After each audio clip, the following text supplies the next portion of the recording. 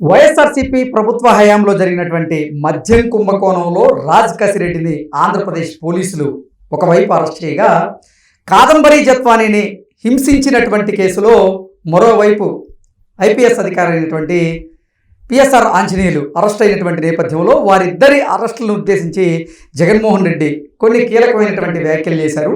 ఆంధ్రప్రదేశ్ ప్రభుత్వం కక్ష సాధింపులకు పాల్పడుతోందని, పిఎస్ఆర్ ఆంజనేయులు అరెస్టే దీనికి పరాకాష్ట అన్నట్లుగా జగన్మోహన్ రెడ్డి మాట్లాడుతున్నటువంటి నేపథ్యంలో దీని మీద మనం పూర్తి స్థాయిలో విశ్లేషణ చేసుకుందాం. ప్రస్తుతం మనతో పాటు ఉన్నారు జనసేన పార్టీ రాష్ట్ర అధికార ప్రతినిధి శ్రీనివాస్ గారు. సార్తో మాట్లాడు. సార్ నమస్తే. సార్ నమస్తే అండి. జగన్మోహన్ రెడ్డి ఆంధ్రప్రదేశ్ ప్రభుత్వం మీద, అలాగే ఆంధ్రప్రదేశ్ ముఖ్యమంత్రి వర్యుల మీద కీలకమైనటువంటి వ్యాఖ్యలు చేశారు. ఒకవైపు పిఎస్ఆర్ ఆంజనేయులు గారి అరెస్ట్ను ఉద్దేశించి, మరోవైపు రాజ్ కసిరెడ్డి గారి అరెస్ట్ను ఉద్దేశించి ఆయన ఈ వ్యాఖ్యలు చేయడం జరిగింది. ఆంధ్రప్రదేశ్ ప్రభుత్వం కక్ష సాధింపు చర్యలకు పాల్పడుతోంది, పాలనని గాలి కుదిలేసింది అన్నట్లుగా జగన్మోహన్ రెడ్డి గారు చంద్రబాబు గారి మీద, ఆంధ్రప్రదేశ్ ప్రభుత్వం మీద ఆయన ఆరోపణలు చేస్తూ ఉన్నారు. ఏంటి సార్ వీటిని ఎలా చూడాలి? చాలా విచిత్రంగా కృష్ణ గారు ఆయన అన్న మాటల్లో పాదం వ్యవస్థలు నిర్వీర్యం అయిపోయినాయట.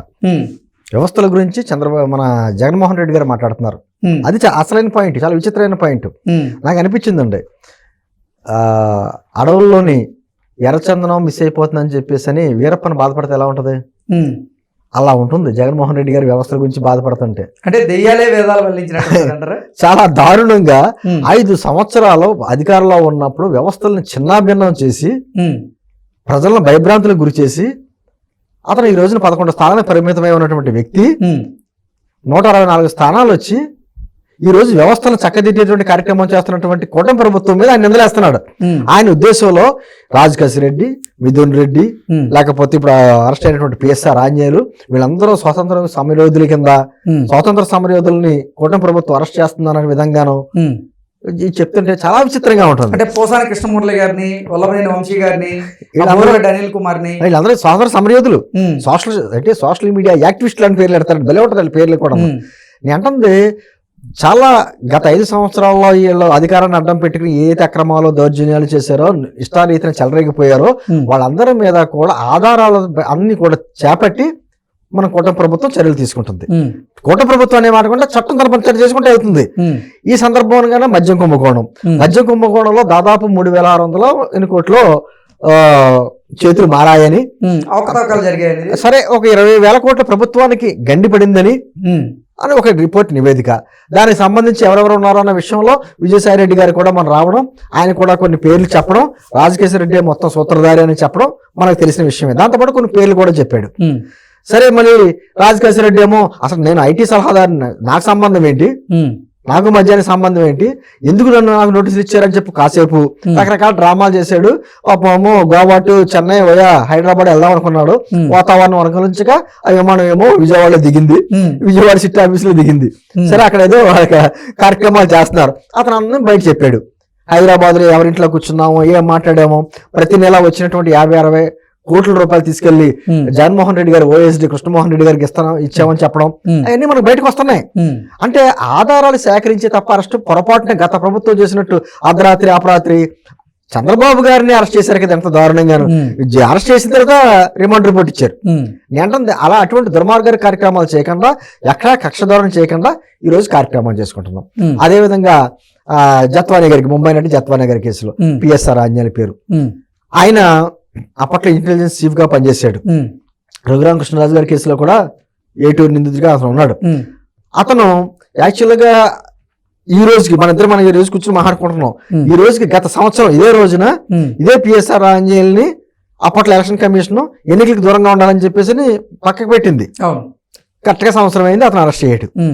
అతను కూడా మన జగన్మోహన్ రెడ్డి గారికి అత్యంత ఆత్మ బంధువు అంటారు. ఆ కేసులో కూడా కోర్టు ఏం చెప్పిందంటే, ఎప్పుడు కావాలైతే అప్పుడు విచారణకు వచ్చి సహకరించాలని చెప్పింది, బయటికి వెళ్ళకూడదని చెప్పింది. వచ్చి హైదరాబాద్ లో కూర్చున్నాడు. హైదరాబాద్ లో మొయినాబాద్ లో అతని గెస్ట్ హౌస్ లో, లేకపోతే తోడేంటి కూడా అలా కూర్చుని ఇక్కడి నుంచి ఒక ప్యారలల్ వ్యవస్థ నడుపుతున్నాననేది ఆరోపణ. ఆంధ్రప్రదేశ్ లో ఉన్నటువంటి అన్ని పోలీస్ వ్యవస్థలు అన్ని చోట్ల వారి మనుషులు ఉన్నట్టు, అందుకని ఎక్కడైనా సరే ఇక్కడ ఉన్నటువంటి సిట్ అధికారులు కావచ్చు, పోలీసులు కావచ్చు, ఇలా అరెస్ట్ చేసే ప్రయాణంలో ఆల్రెడీ వాళ్ళకి ముందస్తు సమాచారం అందించడం, వాళ్ళు అక్కడి నుంచి తప్పకుండా చేయడం, లేకపోతే ఎవరన్నా కోర్టుకి వెళ్ళవలసిన పరిస్థితుల్లో వాళ్ళకి సలహాలు సూచనలు ఇవ్వడం, ఈ నడిపిన చరిత్ర అనేది ఆరోపణలు. అదే పిఎస్ఆర్ ఆంజనేయులు గారి మీద గతంలో గుంటూరులో కావచ్చు, ఎక్కడా కావచ్చు, పొద్దున మేము ఒక ప్రధాన ఛానల్లో కూర్చొని మాట్లాడుకుంటుంటే గుంటూరు జిల్లా నుంచి కొంతమంది ఫోను, అతను గుంటూరు జిల్లాలో ఉన్నప్పుడు చేసినటువంటి అక్రమాలు, చేసినటువంటి కార్యక్రమాలు అవి కూడా మాట్లాడండి అంటారు. సమయం సరిపోదమ్మా ఇక్కడ అని చెప్పేసి అని. అవన్నీ కూడా అతను కూడా ఎంత అందంగా వెళ్ళాడు చూసారా, చక్కగా నీట్ గా డ్రెస్ వేసుకుని వాటర్ బాటిల్ వేయించుకుని. అతను చెప్పిన మాట ఏంటి, ఎలాగ అరెస్ట్ చేస్తారని తెలుసు, అందుకని నేను యాంటిసిపేటర్ చేసుకోలేదు, కొన్నాళ్ళు ఉందామని రెడీ అయ్యాను అనేటువంటి వ్యాఖ్యలు చేశాడు. అంటే ఆల్రెడీ డిసైడెడ్ వీళ్ళంతా. దాని మీద ఇప్పుడు జగన్మోహన్ రెడ్డి గారు వచ్చి పిఎస్ఆర్ ఆంజనేయులు లాంటి వ్యక్తిని అరెస్ట్ చేస్తారా, నన్ను ఒక్కడి మీద కక్ష కట్టి చంద్రబాబు నాయుడు గారు ఇటువంటి కక్ష ద్వారా రాజకీయాలు చేస్తున్నారు, వీళ్ళందరూ స్వాతంత్ర సమరయోధుల్లాగా, వాళ్ళందరూ బోరుగడ్డ వర్రా వీళ్ళందరూ తెలుగు పండితుల్లాగా ఇది మాట్లాడే మాటలు. ఒకటి అండి కృష్ణ గారు, ఎన్ని మాట్లాడుకున్నా ఈ వైఎస్ ఫ్యామిలీ ఏదైతే ఉందో వీళ్ళని అంటకాగిన వ్యక్తులందరూ కూడా జైలుకి వెళ్ళవలసింది. మనం పెద్దోళ్ళు చెప్తా ఉంటారు, ఏదైనా కథ ఉందనుకోండి, కథ అంతా అయిపోయిందా కథ కంచికి అంటారు. మనం అందరి కథలో కంచికి వెళ్తాయి, వైసీపీ వాళ్ళ కథలు మాత్రం జైలుకి వెళ్తున్నాయి, కస్టడీకి వెళ్తాయి. మన అందరి కథలో కంచికి, వైసీపీ వారి కథలో కస్టడీకి, చివరికి ఎక్కడికి వెళ్తారంటే కస్టడీలో వెళ్తారు. అటువంటి కార్యక్రమాలు చేస్తున్నారు. అంటే వైఎస్ఆర్ కాంగ్రెస్ పార్టీ ఒక ముగిసిన అధ్యాయం అని చెప్పి అందరికీ తెలిసిందే. ఆ పార్టీతో కావచ్చు, లేదా ఆ కుటుంబంతో కావచ్చు, ప్రత్యేకించి ఆ వయసు కుటుంబంతో కావచ్చు, బొగ్గుతో అండి, బొగ్గును ముట్టుకుంటే ఎలా ఉంటది, వేడిగా ఉన్నప్పుడేమో చేయగలుగుతుంది, చల్లారింతేమో మసి అంటుకుంటుంది. ఏదైనా సిరాకే, ఏదైనా తప్పే. ఈ రోజు అదే జరుగుతుంది.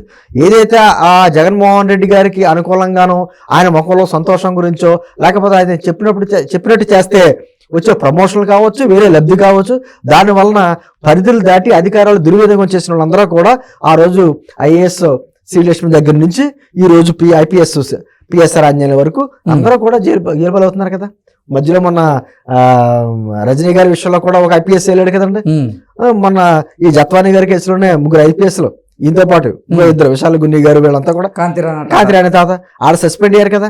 అంటే ఈ అధికారులు అందరూ ఎవరైనా వీళ్లతో అంటగాగిన ప్రతి వ్యక్తులు అలా రాజకీయంగా కావచ్చు, అధికారులు కావచ్చు, చివరాఖరికి ఎక్కడైతే వెళ్తారంటే ఆ కస్టడీలోకి వెళ్తారు. అంతే, ఏదే జరుగుతుంది. ఏంటంటే ఏదైనా కూడా ఈ రోజున ఆయన కూర్చుని ఏమంటాడు, రాష్ట్రంలో శాంతి భద్రతలు ఉపయోగించి వ్యవస్థలు చిన్నాభిన్నమైన అని చెప్పేసి బెంగళూరు ప్యాలెస్ లో కూర్చొని మాట్లాడతాడు. బెంగళూరు ప్యాలెస్ లో కూర్చొని మాట్లాడితే రాష్ట్రంలో శాంతి భద్రతలు లేవు, వ్యవస్థలు చిన్నాభిన్నమంటే ఆయన మాట్లాడేది కర్ణాటక గురించి మాట్లాడుతున్నాడా, ఆంధ్ర గురించి మాట్లాడుతున్నాడా? ఇనుమూడు షెట్ల సీఎం కదా, తాడేపల్లి ప్యాలెస్ లో ఉన్నాడో తెలియదు, బెంగళూరు ప్యాలెస్ లో కూర్చున్నాడో తెలియదు. ఇతని వ్యవస్థల గురించి మాట్లాడుతుంది. భారతదేశంలో ఎవరైనా మాట్లాడొచ్చు. జగన్మోహన్ రెడ్డికి అర్హత లేదు వ్యవస్థల గురించి మాట్లాడడానికి. ఈ వ్యవస్థ ఆ వ్యవస్థ లేకుండా అన్ని వ్యవస్థలు చిన్నాభిన్నం చేసినటువంటి వ్యక్తి ఈ రోజు కనీసం ప్రతిపక్ష స్థానాన్ని కూడా లేకుండా ప్రజలకు ఒక చోట కూర్చోబెట్టారు. అటువంటి వ్యక్తి వచ్చి ఈ రోజు వ్యవస్థల గురించి మాట్లాడతాడా? ఏంటంది, ఈ జరిగిన అరెస్టులు చేసిన వాళ్ళందరికీ కూడా ఆధారం లేకుండా ఏం అరెస్ట్ చేయలేదే, అర్ధరాత్రి అపరాత్రి అరెస్ట్ చేయలేదే, తెల్లవారుజామున వెళ్ళి గోడల దగ్గర అరెస్ట్ చేయలేదే, వాళ్ళు నోటీసులు ఇవ్వకుండా తీసుకెళ్ళి అరెస్ట్ చేయలేదే. సక్రమంగా అన్ని విచారణ చేసి ఆధారాన్ని సేకరించి వాళ్ళ విచారణకి పిలిచి వాళ్ళ దగ్గర అన్ని విచారణతో అన్ని అనుకూలంగా తీసుకున్న తర్వాత అరెస్టులు జరుగుతున్నాయి కదా. న్యాయస్థానం ముందు అప్పుడే పెడుతున్నారు కదా. న్యాయస్థానాలు ఏ డిసిషన్ తీసుకున్నా ఆ డిసిషన్ చేస్తున్నాం కదా. అది సక్రమమా? అదే మీరు చేసినట్టు గోడ దూకి అరెస్ట్ చేయడాలు, అసలు రిమాండ్ రిపోర్ట్లు ఇవ్వకుండా అరెస్ట్ చేయడాలు అది సక్రమమా? అంటే వీళ్ళకి అది ఇష్టం. ఈ మధ్యకాలంలోనే మా సందర్భం కాపని చెప్తారు, దువ్వాడు నిన్న పార్టీని సస్పెండ్ చేశారు. ఎన్నాళ్ళైంది అతను చేసే కార్యక్రమాలు, నిన్న సస్పెండ్ చేశారు. సస్పెన్షన్ లెటర్ వచ్చింది, దాని మీద సంతకం ఉండదు. కేంద్ర వైఎస్ఆర్సీపీ కేంద్ర కార్యాలయం ఉంటుంది, ఎవరిచ్చారో సస్పెన్షన్ తెలీదు. సరే, అప్పట్లో అనంతబాబుకి ఇచ్చారు. సేమ్ అదేవిధంగా అతను దళితులు హత్య చేసినప్పుడు ఒప్పుకున్న తర్వాత పార్టీని సస్పెండ్ చేసేమన్నారు అనంతబాబు, ఎమ్మెల్సీ అనంతబాబు. అయితే అతను అరెస్ట్ పార్టీని సస్పెండ్ చేసినా చెప్పిన వ్యక్తిని తీసుకొచ్చి పక్కన కూర్చోబెట్టుకున్నాడు. ఈ రోజుకి వాళ్ళ పార్టీ ఎమ్మెల్సీయే కదా అతను. అంటే ఇటువంటి భాగవతాలన్నీ చేసుకుంటా జగన్మోహన్ రెడ్డి వ్యవస్థలంటే ఒక విధంగా నమ్మకం లేని వ్యక్తి, వ్యవస్థల్లో లోపాల మీద నమ్మకం ఉన్న వ్యక్తి ఈ రోజు వచ్చి వ్యవస్థల గురించి మాట్లాడుతుంటే దొంగ అరిచినట్టు. నేను ఇందాక ఉదాహరణ చెప్పాను చూసారా, వీరప్పని మదన పడుతున్నాడంట, ఎర్రచందనం దొంపేస్తున్నారు, ఆటపల్లి సంపద నాశనం చేస్తున్నారు అని చెప్పి వీరప్పన్ స్టేట్మెంట్ ఇస్తే ఎలా ఉంటది? అలా ఉంటుంది జగన్మోహన్ రెడ్డి వ్యవస్థల గురించి మాట్లాడితే. ఎప్పటికైనా ఒకటే, జరుగుతున్నది ఏదైనా సరే ఖచ్చితంగా గత ప్రభుత్వంలో చేసిన అరాచకాలు చేసిన వారు ఏ స్థాయిలో ఉన్నటువంటి అధికారులు కావచ్చు, రాజకీయ నేతలు కావచ్చు, వాళ్ళందరి మీద కూడా చర్యలు ఉంటాయి. మా కుటుంబ ప్రభుత్వం మీద ఉన్నటువంటి అసంతృప్తి ఏదైనా ఉందో అదే.